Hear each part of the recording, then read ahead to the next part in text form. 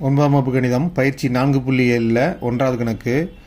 முக்கோணத்தின் வெளிக்கோணம் எந்த இரு கோணங்களின் கூடுதலுக்கு சமம் அப்படின்னு கேட்டிருக்கு. அப்போ நமக்கு தெரியும் முக்கோணத்தின் வெளிக்கோண பண்பு. முக்கோணத்தின் வெளிக்கோணம் உள்ளெதிர் கோணங்களின் கூடுதலுக்கு சமம். அப்போ விடை உள்ளெதிர் கோணங்கள். அடுத்து 2வது கணக்கு. நாற்கரம் ஏபிசிடியில் ஏபி = பிசி. ஏபிங்கிற பக்கமும் பிசிங்கிற பக்கமும் இந்த பட்டத்தில் சமமாக இருக்குது. அதே போல் ஏடி = டிசி. ஏடியும் டிசியும் சமமாக இருக்குது எனில் கோணம் பிசிடியின் அளவு என்ன அப்படின்னு கேட்டிருக்கு. அப்போ இந்த பட்டத்தில் இரண்டு ஜோடி எதிர்பக்கங்கள் சமமாக இருக்குது அப்படின்னா ஒரு ஜோடி எதிர்கோணங்கள் சமமாக இருக்கணும். அதுதான் பண்பு. அப்போ கோணம் ஏயும் சியும் சமமாக இருக்கும். அதனால் ரெண்டுக்குமே எக்ஸ்ன்னு கொடுத்துக்கலாம். பட்டமும் ஒரு நாற்கர வடிவம் அப்படிங்கிறது உங்களுக்கு தெரியும். அப்போ நாற்கரத்தின் அனைத்து கோணங்களின் கூடுதல் 360 டிகிரி. இதில் 2 கோணம் கொடுத்துருக்கு. மற்ற 2 கோணம் எக்ஸ் எக்ஸ் அப்படின்னு நம்ம வச்சுக்கணும்.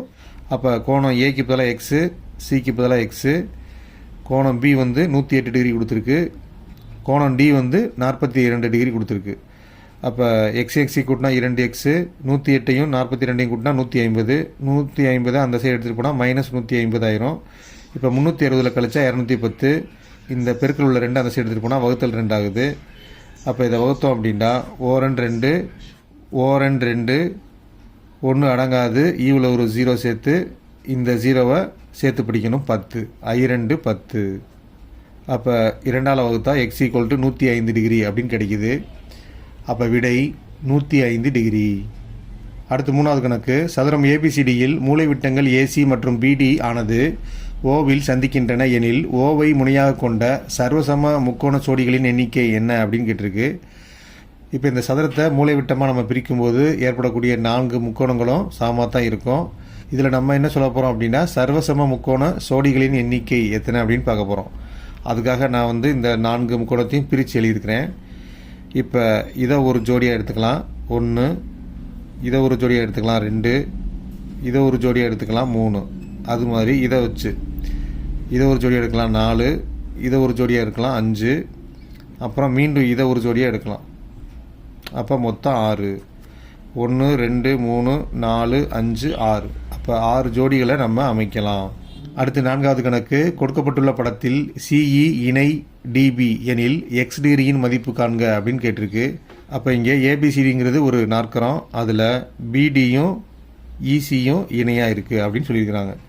இதில் நம்ம பார்க்க வேண்டியது இந்த ஏடிபி அப்படிங்கிற முக்கோணத்தில் 3 கோணங்கள் கொடுக்கப்பட்டிருக்கு. 1 2 3. ஆனால் இது முழுவதுமாக கொடுத்துருக்கு. இந்த முக்கோணத்துக்கான கோணம் கொடுக்கல. அப்போ இதை நம்ம இங்கே எக்ஸுங்கிறதுனால இதை ஒய்ன்னு வச்சுக்க போகிறோம். இப்போ 2 கோணம் தெரிஞ்சால் நம்மளால் 3வது கோணம் கண்டுபிடிக்க முடியும். அதன்படி இந்த 3 கோணங்களையும் கூட்டும்போது நமக்கு 180 டிகிரி கிடைக்கும். அதில் 2 கோணம் தெரியும். அதை பிரதிட்டு ஒய்யை கண்டுபிடிக்கிறோம். அப்போ ஒய்யை கண்டுபிடிச்சா ஒய் = 40 டிகிரி. அப்போ ஒய்க்கு பதிலாக நம்ம 40 டிகிரி கண்டுபிடிச்சிட்டோம். அப்போ இந்த முக்கோணத்தில் உள்ள 3 கோணமும் நம்ம கண்டுபிடிச்சாச்சு. அடுத்ததாக நம்ம இந்த கோணம் எவ்வளோன்னு தெரிஞ்சுக்க போகிறோம். மொத்த கோணம் 75. அதில் பாதி கோணம் 40 டிகிரின்னு கண்டுபிடிச்சிட்டோம். இப்போ நம்ம இந்த மீதி கோணத்தை கண்டுபிடிக்கிறதுக்காக, அதாவது கோணம் பிடிசி இந்த டியை கண்டுபிடிக்கிறதுக்காக நம்ம என்ன செய்ய போகிறோம் அப்படின்னா இந்த மொத்த கோணம் 75லேருந்து இப்போ நம்ம கண்டுபிடிச்ச கோணம் 40 கழிக்க போகிறோம். கழிச்சிட்டா 35. இதுலேருந்து இது வரைக்கும் உள்ள கோணம் 35. இப்போ நமக்கு இந்த 2 கோணமும் தெரியும். அப்போ இந்த 3வது கோணம் இசட்டை நம்ம கண்டுபிடிக்க முடியும். இப்போ நம்ம இந்த முக்கோணத்தில் கோணம் பி, கோணம் டி, கோணம் சி இந்த 3ஐயும் கூட்டினா 180 டிகிரி வரும்.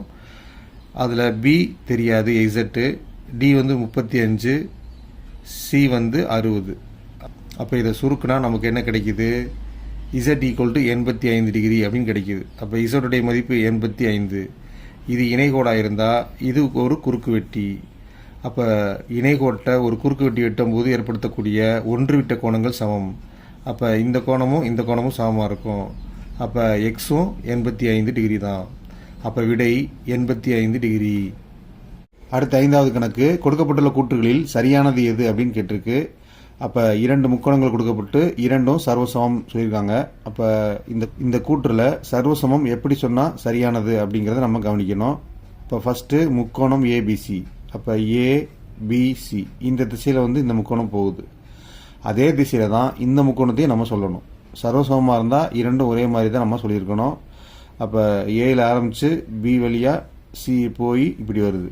அப்போ இந்த மாதிரி இதை சொல்லியிருக்காங்களான்னு பாருங்கள். அடுத்த ஆப்ஷன் 3 எஃப்டிஇ, எஃப்டிஇ இதுவும் தவறாக இருக்குது. அடுத்து ஆப்ஷன் 4 கவனிங்க. 4 எஃப்இடி, எஃப்இடி இதே திசையில் வருது. எஃப்இடி. அப்போ இரண்டு முக்கோணங்களை சர்வசமம் சொல்லும்போது ஒரே திசையில் நம்ம சொல்லணும். அப்போ விடை 4. அடுத்த 6வது கேள்வி. சாய் சதுரத்தின் மூலைவிட்டங்கள் சமமெனில் அந்த சாய் சதுரம் ஒரு. அப்போ சாய் சதுரத்தின் மூலைவிட்டங்கள் சமமாக இருந்தது அப்படின்னா அந்த சாய் சதுரம் என்னவா மாறும்? சதுரமாக மாறும். அப்போ சாய் சதுரத்தினுடைய மூலைவிட்டங்கள் ஒன்று பெரியதாகவும் மற்றொன்று சிறியதாகவும் இருக்கும். இதை நம்ம சமப்படுத்தும் போது இந்த சாய் சதுரம் சதுரமாக மாறிடும். அப்போ விடை சதுரம். அடுத்து 7வது கேள்வி. நாற்கரம் ஏபிசிடியில் கோணம் ஏ மற்றும் கோணம் பியின் இருசம வெட்டிகள் ஓவில் சந்திக்கின்றன எனில் கோணம் ஏஓபியின் மதிப்பு காண்கன்னு கேட்டிருக்கு.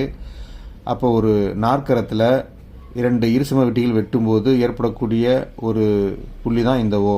இந்த மையம் ஓவியினுடைய மதிப்பு கேட்டிருக்காங்க. இந்த மையத்தில் அமையக்கூடிய கோணம் கேட்டிருக்காங்க. இங்கே ஒரு நாற்கரமும் இருசம வெட்டியும் கொடுத்துருக்கு. அப்போ நாற்கரமும் இருசம வெட்டியும் வந்தால் இந்த பண்பை நம்ம தெரிஞ்சு வச்சுக்கணும். ஏஓபி கேட்டால் நம்ம கோணம் சியையும் டியையும் கூட்டி அதை 2ஆல் வகுக்கணும். ஒருவேளை சிபிடி கேட்டால் ஏயையும் பியையும் கூட்டி 2ஆல் வகுக்கணும். இப்போ கோண இருசம வெட்டி அப்படின்னாலே கொடுத்த கோணத்தில் பாதி அப்படிங்கிறது உங்களுக்கு தெரியும். அப்போ 1/2 வரணும். அப்போ ஏஓபி கேட்டால் கோணம் சி கோணம் டியை கூட்டி 2ஆல் வகுக்கணும். அப்போ விடை 1/2 கோணம் சி ப்ளஸ் கோணம் டி. அடுத்து 8வது கேள்வி. ஒரு இணைகரத்தின் உள்கோணங்கள் 90 டிகிரி எனில் அந்த இணைகரம் ஒரு டேஷ் அப்படின்னு கொடுத்துருக்கு. உங்களுக்கு தெரியும் இணைகரத்தில் எந்த இடத்துலையும் 90 டிகிரி வராது. இன்கேஸ் ஒரு இடத்துல 90 டிகிரி வந்தாலும் அது என்னவா மாறிடும் அப்படின்னா அது செவ்வகமாக மாறிடும். ஏன் அப்படின்னா இந்த இடத்துல நம்ம 90 டிகிரி போடும்போது இங்கேயும் 90 டிகிரி வந்துடும், இங்கேயும் வந்துடும், இங்கேயும் வந்துடும். அதனால் ஒரு இணைகரம் செவ்வகமாக மாறிடும். விடை செவ்வகம். அடுத்து 9வது கேள்வி. பின் வருவனவற்றுள் எந்த கூற்று சரியானது அப்படின்னு கேட்டிருக்கு. அப்போ முதல் கூற்றை பாருங்கள். இணைகரத்தின் எதிர்கோணங்கள் சமம் அல்ல அப்படின்னு கொடுத்துருக்கு. இணைகரத்தின் எதிரெதிர்கோணங்கள் எப்போதும் சமமாக இருக்கும் அப்படிங்கிறது அதனுடைய பண்பு. அப்போ இங்கே கவனித்து பார்த்தீங்கனாலே உங்களுக்கு தெரியும் இந்த 2 கோணங்களும் சமமாக இருக்கும், இந்த 2 கோணங்களும் சமமாக இருக்கும். அப்போ இது தவறான விடை. ஆப்ஷன் 2 பார்த்தீங்கன்னா இணைகரத்தின் அடுத்தடுத்துள்ள கோணங்கள் நிரப்பிகள். அப்போ இணைகரத்தில் இது ஒரு கோணம்டா, இதுக்கு அடுத்துள்ள கோணம் இது. அடுத்தடுத்துள்ள கோணங்களை கூட்டினா நமக்கு 90 டிகிரி வரும்னு சொல்கிறாங்க. நிரப்பி கோணம்டா 90 டிகிரி. ஆனால் ஒரு இணைகரத்தில் அடுத்தடுத்துள்ள கோணத்தை கூட்டினா 180 டிகிரி வரும். 180 டிகிரி வரும். அதனால் இது தவறான விடை. அடுத்து 3வது ஆப்ஷன். இணைகரத்தின் மூலைவிட்டங்கள் எப்போதும் சமம் அப்படின்னு கொடுத்துக்கிறாங்க. அப்போ மூலைவிட்டம் தான் உங்களுக்கு தெரியும், இங்கேருந்து இங்கே வரைக்கும் உள்ளது மூலைவிட்டம் அப்படின்னு சொல்கிறோம். இதை பார்த்தீங்கன்னா இது ஷார்ட்டாக இருக்கும். அப்போ மூலைவிட்டங்கள் எப்போதும் சமமாக இருக்காது. அதனால் இந்த விடையும் தவறான விடை. அடுத்து ஆப்ஷன் 4. இணைகரத்தின் இருசோடி எதிர்பக்கங்கள் எப்போதும் சமம். அப்போ இந்த 2 பக்கமும் சமமாக இருக்கும், இந்த 2 பக்கமும் சமமாக இருக்கும். இது இணைகரத்தின் பண்பு. அப்போ இது சரியான விடை. அப்போ விடை இணைகரத்தின் இருசோடி எதிர்பக்கங்கள் எப்போதும் சமம். அடுத்து 10வது கேள்வி. முக்கோணத்தின் கோணங்கள் அப்படின்னு சொல்லி 3 கோணங்கள் கொடுத்துட்டு எக்ஸின் மதிப்பு கேட்டிருக்காங்க. அப்போ நமக்கு தெரியும் முக்கோணத்தின் 3 கோணங்களையும் கூட்டினா 180 டிகிரி வரும் அப்படிங்கிறது. அப்போ அதனால் நம்ம 3 கோணங்களையும் கூட்டி ஈக்குவல் டு 180ன்னு போடுறோம். அப்போ எக்ஸை மட்டும் கூட்டினா 6x. இந்த எண்களை கூட்டினீங்க அப்படின்னா -30 வருது. -30 அந்த சைடு எடுத்தும் போது +30 ஆகுது. இப்போ 180யும் 30யும் கூட்டினா 210. இதை நம்ம வகுத்துட்டோம் அப்படின்னா 1×6 3×6 18 மீதம் 3 சேர்த்தா 30 5×6 30. அப்போ 6ஐயும் இந்த 210ஐயும் வகுத்தா நமக்கு 35 கிடைக்குது. அப்போ எக்ஸின் மதிப்பு 35 டிகிரி.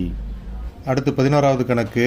ஓவை மையமாக கொண்ட வட்டத்தில் சம நீளமுள்ள நாண்கள் PQ மற்றும் RS.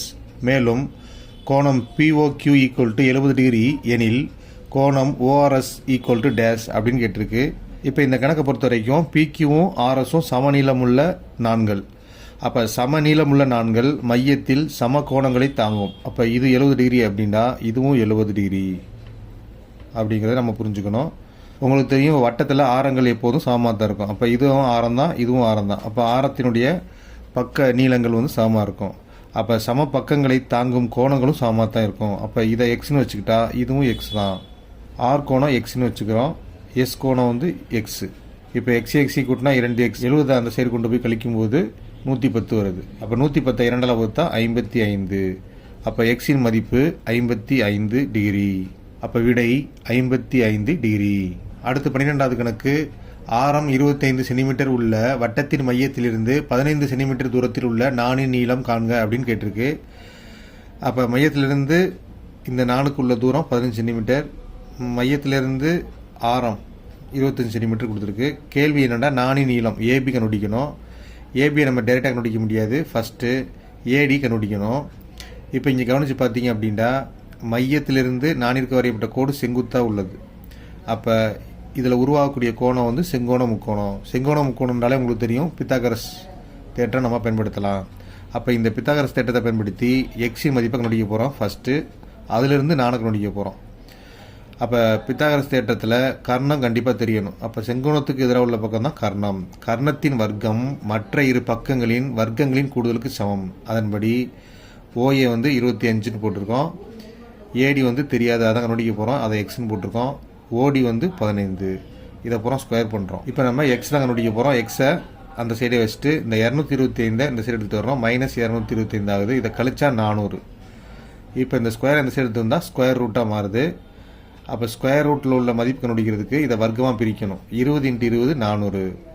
அப்போ 2 20க்கு ஒரு 20 அவுட் பண்ணிடலாம். அப்போ எக்ஸின் மதிப்பு 20ன்னு கண்டுபிடிச்சிட்டோம். அப்போ ஏலேருந்து டி வரைக்கும் உள்ள தூரம் வந்து 20ன்னு கண்டுபிடிச்சாச்சு. இப்போ நாணின் நீளம் ஏபி கண்டுபிடிக்கணும். இந்த செங்குத்து கோடு இந்த நாணை இரு சம கூறிடுது. அப்போ இது எக்ஸ்னா இதுவும் எக்ஸ் தான். அப்போ 20 + 20 40. அப்போ விடை 40. அடுத்து 13வது கணக்கு. படத்தில் வட்ட மையம் ஓ மற்றும் கோணம் ஏசிபி = 40 டிகிரி எனில் கோணம் ஏஓபி = டேஷ். இந்த தேற்றம் உங்களுக்கு தெரிஞ்சிருக்கும். வட்டத்தின் ஒரு வில்லானது மையத்தில் தாங்கும் கோணம் மீதி பகுதியில் தாங்கும் கோணத்தின் இருமடங்காகும் அப்படின்ட்டு. அப்போ இந்த கணக்கில் வந்து மீதி பகுதியில் தாங்கும் கோணம் சி வந்து 40 டிகிரின்னு கொடுத்துருக்கு. அப்போ மையத்தில் தாங்கும் கோணம் 2 மடங்காக இருக்கும். அப்போ சி 40 இருந்தால் மையத்தில் தாங்கும் கோணம் வந்து 80. 40 2ஆல் பெருக்குனா 80. அப்போ விடை 80 டிகிரி. அடுத்து 14வது கணக்கு. வட்ட நாற்கரம் ஏபிசிடியில் கோணம் ஏ வந்து 4x, கோணம் சி வந்து 2x எனில் எக்ஸின் மதிப்பு காண்கன்னு கேட்டிருக்கு. அப்போ உங்களுக்கு தெரியும் வட்ட நாற்கரத்தில் எதிரெதிர் கோணங்களின் கூடுதல் 180 டிகிரி அப்படின்ட்டு. அப்போ எதிரெதிர் கோணத்தை கூட்டணும் அப்படின்னா 180 வரணும். அப்போ இங்கே எதிரெதிர் கோணம் என்ன கொடுத்துக்கிறாங்க, ஏக்கு பதிலாக 4x, சிக்கு பதிலாக 2x, இது ரெண்டையும் கூட்டுறோம் 6x. இப்போ நமக்கு எக்ஸ் தான் வேணும். அப்போ எக்ஸை கண்டுபிடிக்கிறதுக்காக இந்த பெருக்கல் 6 அந்த சைடு கொண்டு போனால் வகுத்தல் ஆகுது. 1 6 6, 3 6 18, 0 6ஆல் வகுத்தா 0. அப்போ எக்ஸ் வந்து 30 டிகிரி அப்படின்னு கிடைக்குது. அப்போ விடை 30 டிகிரி. அடுத்து 15வது கேள்வி. படத்தில் வட்ட மையம் ஓ மற்றும் விட்டம் ஏபி ஆகியன நான் சிடியை புள்ளி இயில் இருசம கூறிடுகின்றன. மேலும் சிஇ = இடி = 8 சென்டிமீட்டர் மற்றும் இபி 4 சென்டிமீட்டர் எனில் வட்டத்தின் ஆரம் என்னன்னு கேட்டிருக்கு. அப்போ வட்டத்தின் ஆரம் ஓவிலிருந்து சி எவ்வளோ தூரம்னு கேட்டிருக்கு. இங்கே வந்து இந்த சிஇ இடி 8 சென்டிமீட்டர் கொடுத்துக்கிறாங்க. அப்புறம் இபி வந்து 4 சென்டிமீட்டர் கொடுத்துக்கிறாங்க. அப்போ எது கொடுக்கல அப்படின்னு பார்த்தா ஓவிலிருந்து இ வரைக்கும் உள்ள தூரம் கொடுக்கல, அதை நம்ம எக்ஸ்னு வச்சுக்கிறோம். அப்போ ஓவிலிருந்து பி வரைக்கும் உள்ள தூரத்தை ஆரம்னு சொல்கிறோம். அப்போ இதுவும் ஆரம் தான், இதுவும் ஆரம் தான். அப்போ எக்ஸ் + 4 தான் நம்ம ஆரம் சொல்கிறோம். அப்போ ஆரத்துக்கு பதிலாக எக்ஸ் + 4, இங்கேயும் எக்ஸ் + 4ன்னு எழுதிக்கிறோம். இந்த கோடு இந்த நாணை இருசம கூறிடுறதுனால இது செங்கோணம் உருவாக்கும். அப்போ இது ஒரு செங்கோண முக்கோணம், இது ஒரு செங்கோண முக்கோணம். செங்கோண முக்கோணம்னா உங்களுக்கு பித்தாகரஸ் வருவார். அப்போ பித்தாகரஸ் தேற்றம் உங்களுக்கு தெரியும், கர்ணத்தின் வர்க்கம் மற்ற இரு பக்கங்களின் வர்க்கங்களின் கூடுதலுக்கு சமம் அப்படின்ட்டு. அதை பயன்படுத்தி நம்ம எக்ஸின் மதிப்பை கண்டுபிடிக்க போகிறோம். அப்போ ஃபஸ்ட்டு இந்த முக்கோணத்தை எடுத்துக்க போகிறோம். இந்த முக்கோணத்தில் வந்து கர்ணம் வந்து செங்கோணத்துக்கு எதிராக உள்ள பக்கம் கர்ணம். அப்போ கர்ணத்தின் வர்க்கம் x + 4 த ஹோல் ஸ்கொயர் = மற்ற இரு பக்கங்கள். அப்போ x², 8². இது வந்து ஃபார்முலா படி இருக்குது. அப்போ ஃபார்முலா என்ன அப்படிங்கிறது உங்களுக்கு தெரியும். a + b the whole square formula = a² + b² + 2ab. அப்போ ஃபார்முலா படி விரிச்சதுன்னா a² + b² + 2ab நான் பெருக்கி போட்டேன். 8 × x. இப்போ இந்த x²க்கும் x²க்கும் அடி ஆயிரும். அதாவது இந்த x² அந்த சைடு எடுத்துகிட்டு போகும்போது -x² ஆயிரும்ல, அதனால் இந்த x²க்கும் x²க்கும் அடி ஆயிரும். 16 அந்த சைடு எடுத்துகிட்டு போனால் -16. 64 16 கழிச்சா 48. இந்த 8xல் உள்ள 8 அந்த சைடு கொண்டு போகும்போது வகுத்தெல்லாம் மாறுது. அப்போ ஓரெட்டு 8, 6 8 48. அப்போ எக்ஸின் மதிப்பு 6 அப்படின்னு கிடைக்குது. அப்போ இந்த ஓவிலேருந்து இ வரைக்கும் உள்ள தூரம் 6 அப்படின்னு நம்ம கண்டுபிடிச்சிட்டோம். இப்போ இந்த எக்ஸின் மதிப்பை கொண்டு போய் இந்த ஓசிங்கிற ஆரத்தில் போடும்போது நமக்கு உண்மையான ஆன்சர் கிடைக்கும். அப்போ ஆரங்கிறது ஓசி. அப்போ ஓசி வேணும்னா x+4 கண்டுபிடிக்கிறோம். அப்போ x+4ன்னு எழுதி எக்ஸுக்கு போல் 6ன்னு போடுங்க. 6 4 கூட்டினா 10. அப்போ விடை 10. அடுத்து 16வது கேள்வி. படத்தில் PQRS மற்றும் PTVS என்ற 2 வட்ட நாற்கரங்களில் கோணம் QRS = 100 டிகிரி எனில் கோணம் TVS = டேஷ்ன்னு கேட்டிருக்கு. அப்போ இங்கே வந்து 2 நாற்கரங்கள், அதாவது 2 வட்ட நாற்கரங்கள் ஒன்றுக்குள்ளே ஒன்று இருக்குது. அதில் ஃபஸ்ட்டு வட்ட நாற்கரம் PQRS. இதில் வந்து ஒரு கோணம் கொடுத்துருக்கு. ஒரு கோணம்னா R வந்து கொடுத்துருக்கு. அப்போ ஆருக்கு எதிராக உள்ள கோணம் P. நமக்கு தெரியும் வட்ட நாற்கரத்தில் எதிரெதிர் கோணங்களையும் கூடுதல் 180. அப்போ ஆரையும் பியையும் கூட்டினா 180 டிகிரி. அதில் ஆர் கொடுத்தாச்சு. அதை கொண்டு போய் இங்கே கழிச்சோம்டா பிங்கிறது 80 டிகிரின்னு கிடைக்கிது. இதே வட்டத்தின் மீது தான் இன்னொரு வட்டம் வரைஞ்சிக்கிறாங்க. அதில் தான் PTVS அப்படிங்கிற வட்ட நாற்கரம் இருக்குது. அப்போ அதில் நீங்கள் இப்போ நம்ம கண்டுபிடிச்ச பிங்கிற இடத்த பாருங்கள், 80 கண்டுபிடிச்சிட்டோம். அப்போ பிங்கிற இடத்துக்கு நேர் எதிராக உள்ள பெரிய வட்ட நாற்கரத்தில் கவனிக்க வேண்டியது பிக்கு எதிராக உள்ளது வந்து வி. அப்போ பியையும் வியையும் கூட்டும்போது 180 டிகிரி கிடைக்கும். அப்போ பிக்கு பதிலாக நம்ம கண்டுபிடிச்சதை போடுறோம். அதை அந்த சைடு கொண்டு போய் கழிக்கும்போது 100 டிகிரி வருது. அப்போ வி வந்து 100 டிகிரி. அப்போ கோணம் டிவிஎஸ் வந்து 100 டிகிரி. அப்போ விடை 100 டிகிரி. அடுத்து 17வது கேள்வி. வட்ட நாற்கரத்தின் ஒரு கோண அளவு 75 டிகிரி எனில் எதிர்கோண அளவு என்னன்னு கேட்டிருக்கு. அப்போ நமக்கு தெரியும் வட்ட நாற்கரத்தின் எதிரெதிர் கோணங்களின் கூடுதல் 180 டிகிரி அப்படிங்கிறது. அப்போ அதன் அடிப்படையில் ஒரு கோணம் கொடுத்துருக்கு, இன்னொரு கோணத்தை நம்ம எக்ஸ்னு வச்சுக்கலாம். அப்போ இந்த 2 கோணத்தையும் கூட்டும்போது நமக்கு 180 டிகிரி கிடைக்கிது. அப்போ எக்ஸை நம்ம சைடு வச்சுட்டு 75 அந்த சைடு கொண்டு போய் கழிக்கும்போது நமக்கு 105 டிகிரி கிடைக்கிது. அப்போ மற்ற ஒரு கோணம் வந்து 105 டிகிரி. விடை 105 டிகிரி. அடுத்து 18வது கணக்கு. இங்கே ஒரு வட்ட நாற்கரம் கொடுத்துருக்கு. இந்த வட்ட நாற்கரத்தில் ஒரே ஒரு கண்டிஷன் கொடுத்துருக்கு. ஏபிக்கு இணையாக சிஎஃப் வரைக. அப்போ ஏபிங்கிற கோட்டுக்கு இணையாக வந்து சிஎஃப் அப்படிங்கிற கோடு வரைஞ்சிக்கோங்க அப்படின்னு சொல்கிறாங்க. சொல்லிவிட்டு பிஏடி கண்டுபிடிக்க சொல்கிறாங்க. அப்போ பிஏடி இதை நம்ம கண்டுபிடிக்கணும்னு சொல்கிறாங்க. அப்போ நமக்கு தெரியும் வட்ட நாற்கரத்தில் எதிரெதிர் கோணங்களின் கூடுதல் 180 டிகிரி அப்படின்ட்டு. அதை வச்சு நம்ம இதை கண்டுபிடிக்க முடியாது. இந்த இணைகோடு எதுக்காக வரைய சொல்கிறாங்க அப்படின்னா, இணைகோடு குறுக்கு வெட்டியை வச்சு நம்ம ஏதாவது கண்டுபிடிக்கணுங்கிறதுக்காக. அப்போ இங்கே 100 டிகிரி கொடுத்துக்கிறாங்க. அப்போ இதை குறுக்கு வெட்டி நம்ம எடுத்துக்கணும். பிசியை குறுக்கு வெட்டின்னு எடுத்துக்கிட்டால் ஒன்று விட்ட கோணங்கள் சமம். அப்போ ஒன்று விட்ட கோணங்கள் சமமாக இருக்கிறதுனால இந்த பிங்கிற கோணமும் இந்த சிங்கிற கோணமும் சமமாக இருக்கும். அப்போ இது 100 டிகிரிண்டா இதுவும் 100 டிகிரி அப்படின்னு நம்ம கண்டுபிடிக்கிறோம். அடுத்து இது ரெண்டையும் கூட்டுறோம். இங்கேருந்து இங்கே வரைக்கும் உள்ளது. இதுக்கு பேர் வந்து இந்த வட்ட நாற்கரத்தின் வெளிக்கோணம். வெளிக்கோணம் எவ்வளோன்னு பார்த்தீங்கன்னா 120 டிகிரி. அப்போ வெளிக்கோணம் உள்ளெதிர் கோணத்திற்கு சமமாக இருக்கும். இந்த வெளிக்கோணம் இதுக்கு நேராக உள்ள கோணத்துக்கு எதிராக உள்ள கோணத்துக்கு சமமாக இருக்கும். அப்போ இது 120 டிகிரி அப்படின்னா இதற்கு உள் எதிராக உள்ள கோணமும் 120 டிகிரியாக தான் இருக்கணும். அப்போ விடை 120 டிகிரி. அடுத்து 19வது கணக்கு. ஏடியை விட்டமாக கொண்ட ஒரு வட்டத்தின் ஒரு நாண் ஏபி. இங்கு ஏடி = 30 சென்டிமீட்டர் மற்றும் ஏபி = 24 சென்டிமீட்டர் எனில் வட்ட மையத்திலிருந்து ஏபிக்கு அமைந்துள்ள தூரம் என்னென்ன அப்படின்னு கேட்டிருக்கு. இப்போ ஏடி வந்து விட்டம். அப்போ விட்டமாக இருந்தால் மையம் வந்து அதை 2ஆக பிரிக்கும். அப்போ 30 15 15 பிரிச்சுக்கிறோம். அடுத்து ஏயை டச் பண்ணுற மாதிரியான ஒரு நாண் வரைய சொல்கிறாங்க. அப்போ ஏயை டச் பண்ணி ஒரு நாண் வரைகிறோம். அதனுடைய லென்த் வந்து 24.